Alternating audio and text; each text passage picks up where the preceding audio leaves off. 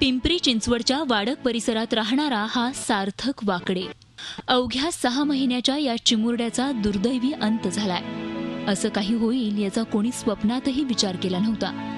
इमारतीच्या पार्किंगमध्ये सार्थक आपल्या बहिणीसोबत खेळत होता.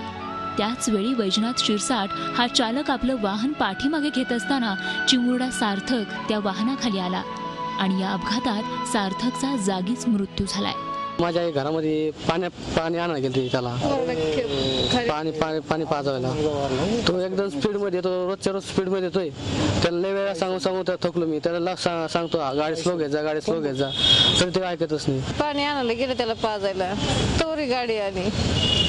काय झालं नेमकं? गाडीने काय झालं? गाडीने उडवलं, चाका खालीच गेलं डायरेक्ट पोरगं. या घटनेमुळे वाकडे कुटुंबावर शोककळा पसरली आहे. लहान मुलं खेळत असताना त्यांना कशाचंच भान नसतं. त्यामुळे अशा लहानग्यांकडे विशेष लक्ष देण्याची आवश्यकता असते. ही घटना सर्व पालकांना सतर्क करणारी असून लहान मुलं घराबाहेर खेळत असताना त्यांच्यावर लक्ष ठेवण्याची किती आवश्यकता असते हेच या घटनेतून समोर आलंय. काही दिवसांपूर्वी पिंपरी चिंचवड परिसरात ट्रान्सफॉर्मरचा स्फोट झाल्यानं त्याखाली बसलेल्या एका अपंग चर्मकाराचा आगीत जळून मृत्यू झाला होता. आता ही घटना घडल्यामुळे परिसरात हळहळ व्यक्त होतीये. कैलासपुरीसह bureau report, Zee media, Pimpri Chinchwad.